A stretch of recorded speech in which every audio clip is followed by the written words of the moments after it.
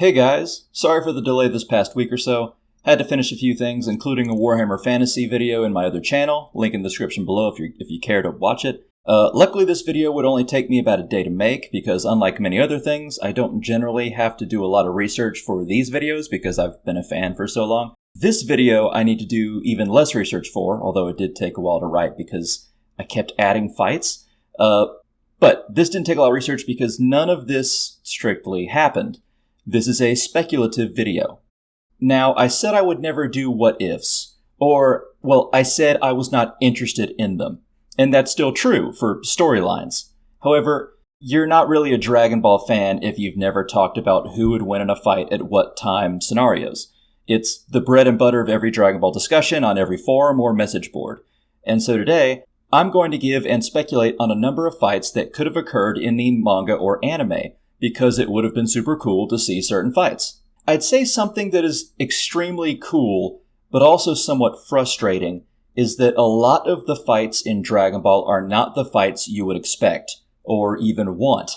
Despite being the fact that Dragon Ball is the father of modern shonen, with the best collection of fights we could ask for, considering Toriyama is a master of action and paneling, and Toei was on its A game a lot of the time, there are plenty of times we get fights out of nowhere. Future Trunks arriving to fight Frieza and King Cold is one thing. Vegeta showing up to save Goku against Android 19 is another. Yamcha having to fight the final boss in the world tournaments, keeping him from fighting his friends is also a good one. Frieza fighting Nail to keep him from the Ginyu Force. The list goes on. It almost gives Dragon Ball a warped sense of realism, because in a usual story, Nail would have helped with the Ginyu Force because he's the perfect power level to do it. Or Krillin would have fought Goku in the 21st tournament for the rivalry. Or Roshi would have battled Tsuru Sennin at some point because they're rivals. And so today, we're going to look at the fights that never were, and that would have been immensely cool to see. Okay, so I think for most of them, I will list the fight, list why it would be interesting, and then tell you what I imagine the result of the fight would be. Also, I should make it clear that while I did ask friends of the channel Dave and Clearin to help me make this list with some suggestions, all of the speculation and results are from me, not them. Just like the power level video. Just want to let you guys know that. This is all from Pooh. But anyway, let's get going. Let's start with a long time one.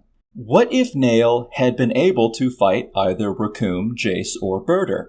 We know he wasn't strong enough to fight Captain Ginyu at his current level, and to be honest, most everyone in the universe could claim the same on that aspect. Now, if Nail fought Guldo, it would be very hard for Guldo to be able to beat Nail. In fact, I would say it would be almost impossible, even with his time freeze ability. You see, Gohan and Krillin, while stronger than Guldo even separately, were still not above and beyond stronger. Guldo's power level was likely close to 10,000, while Gohan's was 14,000 and Krillin's was 13,000. And Guldo was having a rough go of it until he was able to catch them together and use his telekinesis to try and stab them with a tree.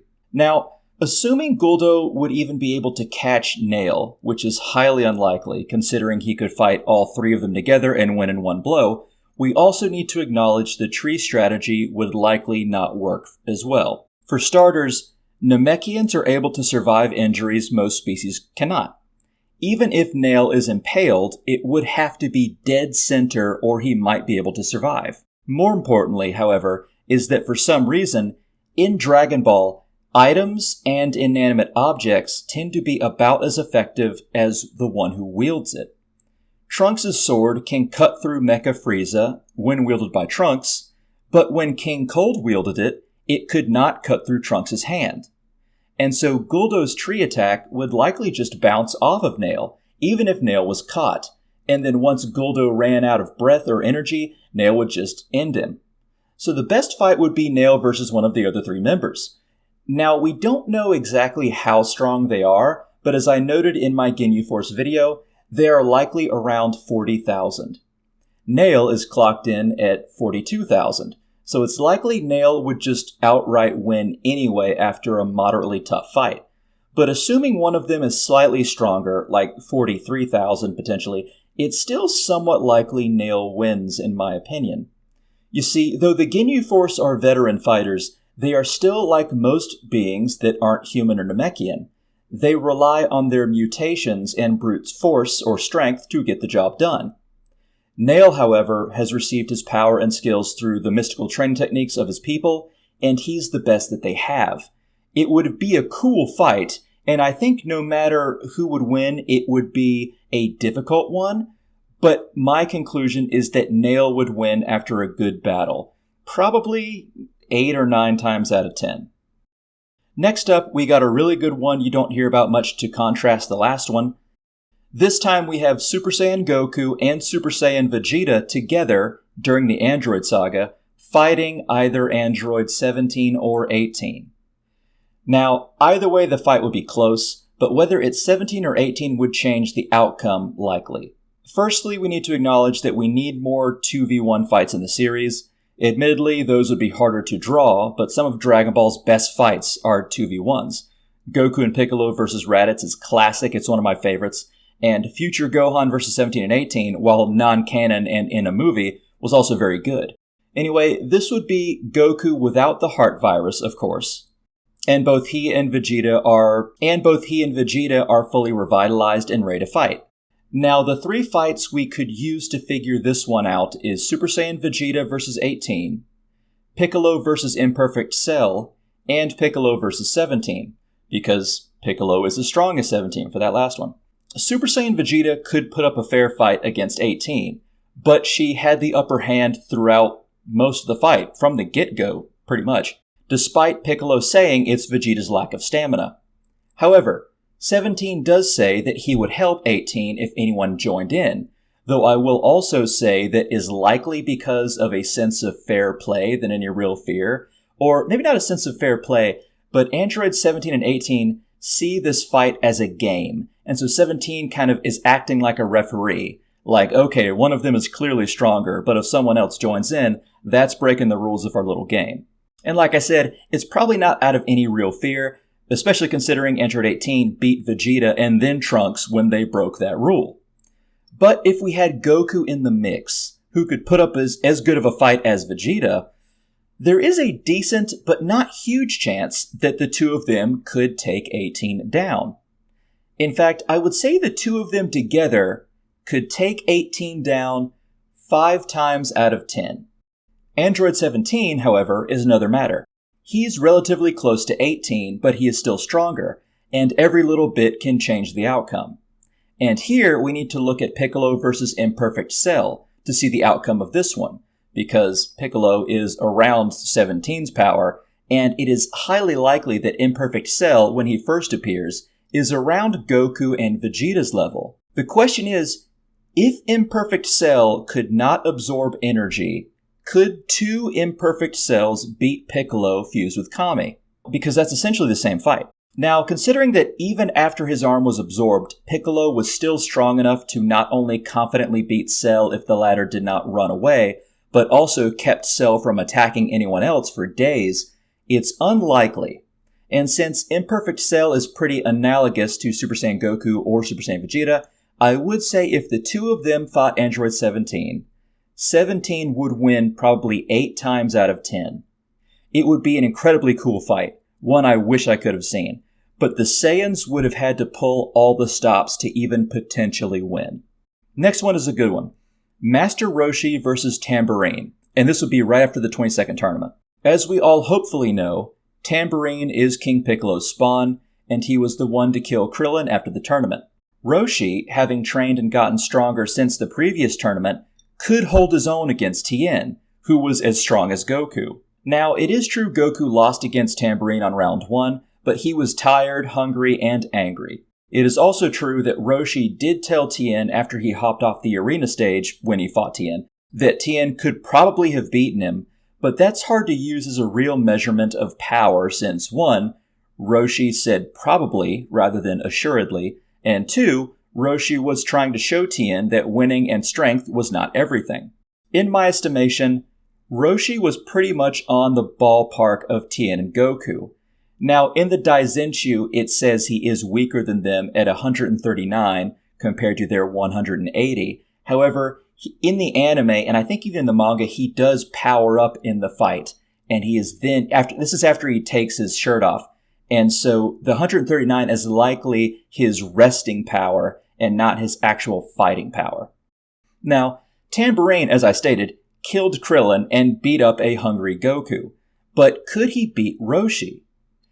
Well, in this scenario, we are assuming that Tambourine is going after Roshi because he is on the list of the martial artists, and Roshi knows he is one of King Piccolo's minions, so neither is caught unaware or surprised. And earnestly, at first I was going to say it would be one of the toughest fights of Roshi's life, but after another second to think, I do think that if he pulled off all the stops, he could take Tambourine down. I think Roshi has the experience, the will, and the plethora of techniques to see it done, even if Tambourine would still be an extremely tough opponent. Now, do I think this fight would be entertaining? Yeah, it depends though. It would likely be the least entertaining of the ones I've already spoken about thus far, but it'd still be super cool to see. So I would say that Roshi wins 6 or 7 times out of 10. Now onto our next fight. We have Yamcha in the Saiyan saga versus the remaining 4 Cybermen. As people who read the manga know, after Yamcha defeated his Cybermen, he offered to take on the rest of them all alone. Now, as you no doubt know from watching my other videos, past the weird meme culture of people saying Yamcha is a joke or Yamcha didn't even beat one, if you actually read the manga or watch the anime, he did thoroughly defeat his Cybermen. In fact, in the manga, the creature never even lands a hit on Yamcha. The Earthling is one step ahead of him every move, which is why the Cyberman used the last of his strength to self-destruct. Otherwise, he would have had no hope in bringing Yamcha down. And of course, we know the Cyberman's strength is 1200, and according to the Daizenshu, Yamcha's was just 20 below 1500, so he had a sizable advantage. But could he beat 4 at a time? Well, in this question, let's say none of them can detonate, and let's also start from the bottom. It's pretty explicit Yamcha could beat 2 at a time. He has enough of a power advantage and enough training for it to be just slightly more difficult than beating 1.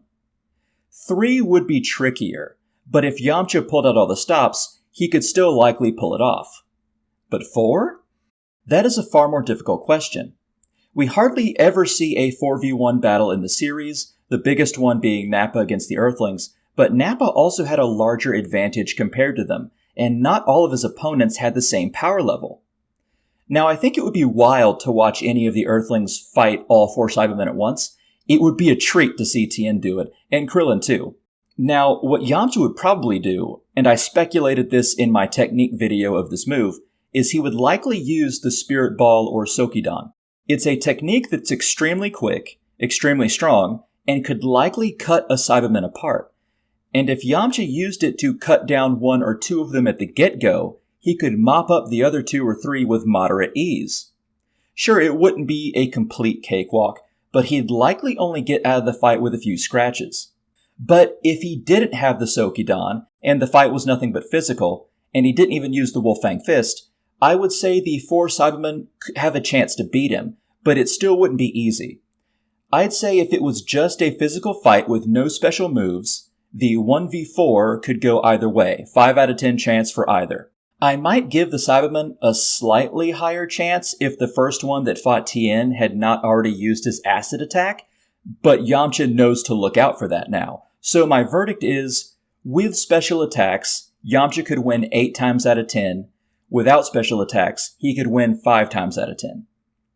Okay, so let's do one that no one has ever talked about before, at least in my experience. What if we got Chaozu from the Saiyan Saga, the late Saiyan Saga, and Gohan from the late Saiyan Saga, and pitted them both against Raditz? Tell me if you've ever heard this one, because I have not. Now, Raditz either has the strength of a Cyberman, or is slightly stronger. Meanwhile, we have Gohan, who is at 908 according to the manga and anime readings, and then we have Chaozu at 610 according to the Daizenshu. What complicates this matchup, however, are a few things. Firstly, we don't know if this is the extent of either Gohan or Chaozu's powers. Obviously, Gohan has the wildcard Rage Boost, but I'm not counting that.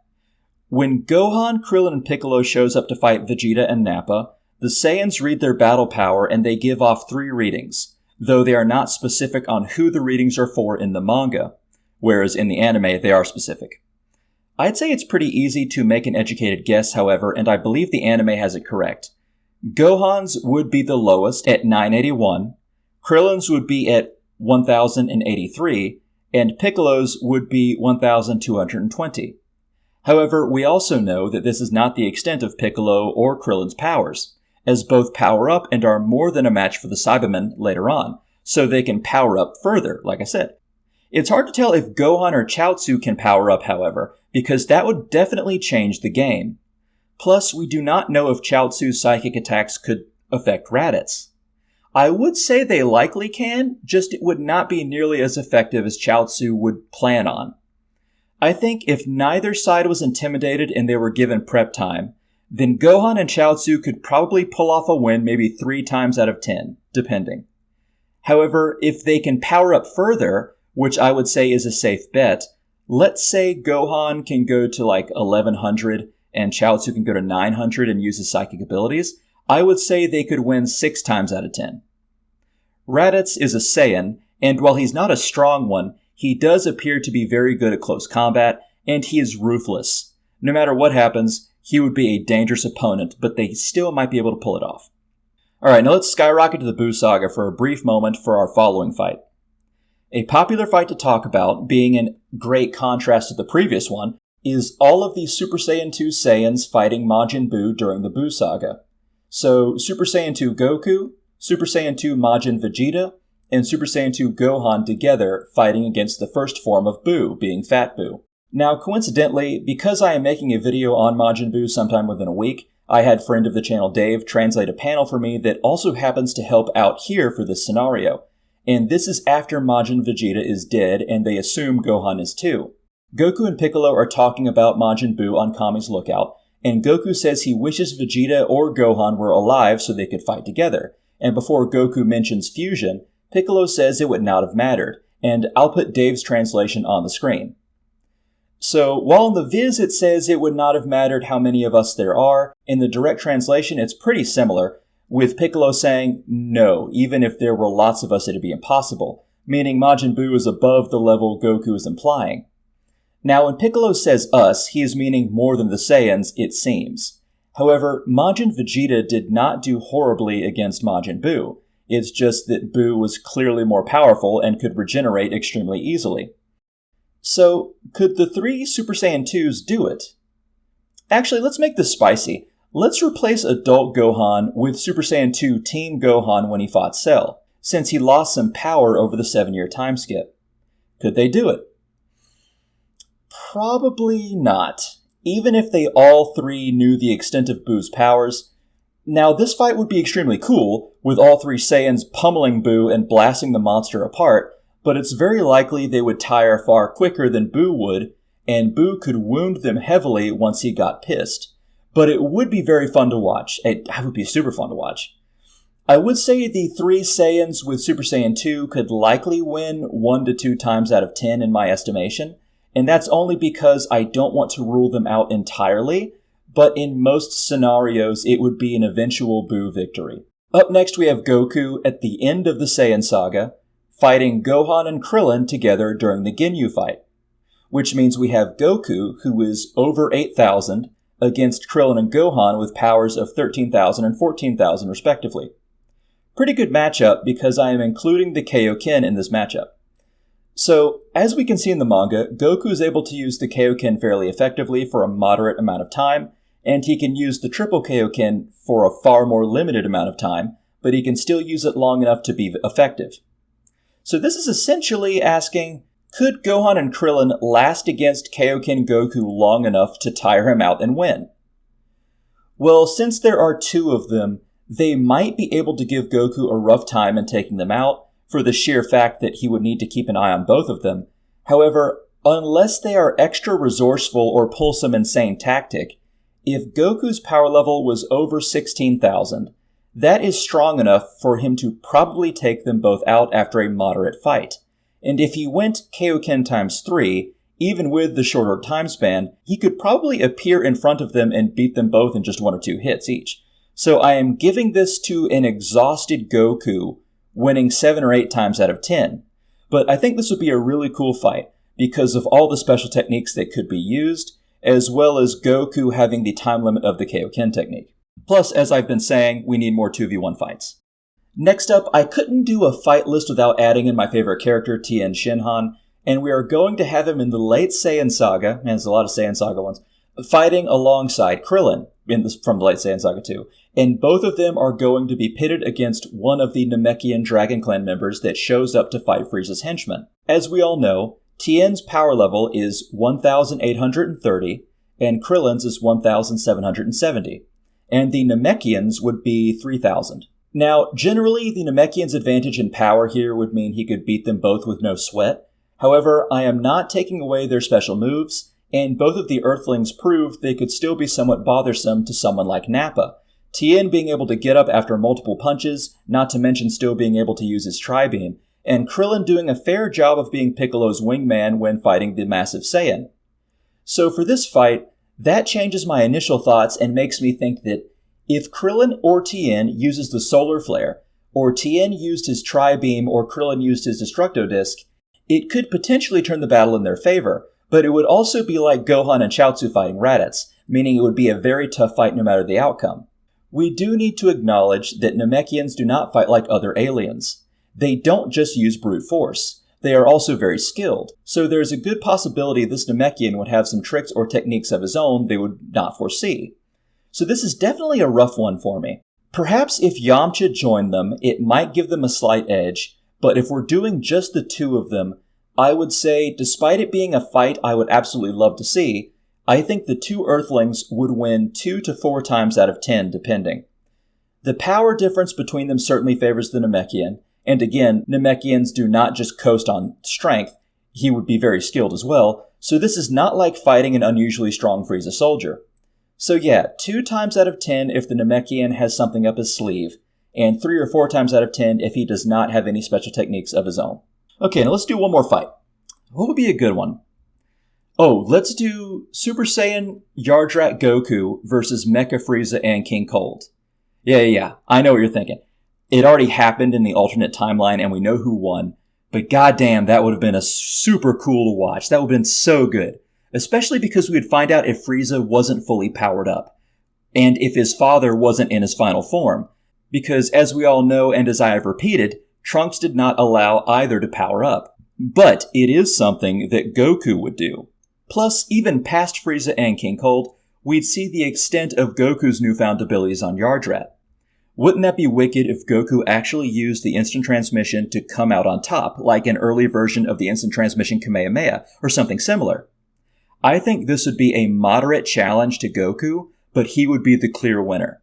Just like how Raditz was the clear winner against Piccolo and Goku if it wasn't for Gohan showing his hidden powers and weakening Raditz, so Goku could hold him. Now, I think Frieza and King Cold would be slightly more powerful in comparison to Goku than Goku and Piccolo were to Raditz, but not by too much.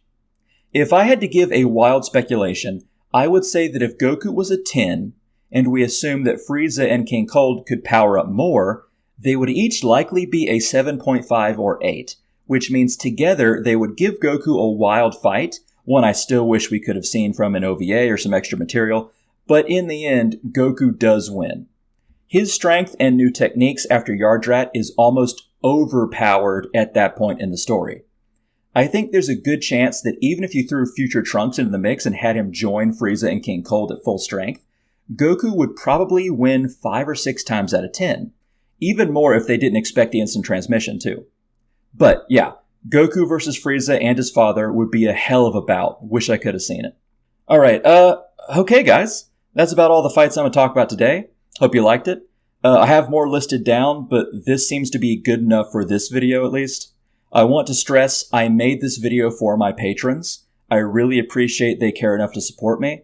I am blessed with $46 a month from their hard-earned money, and I truly hope I deliver. Remember, if you guys want to support me so I can make more videos like this one, and other ones, the link will be in the description below.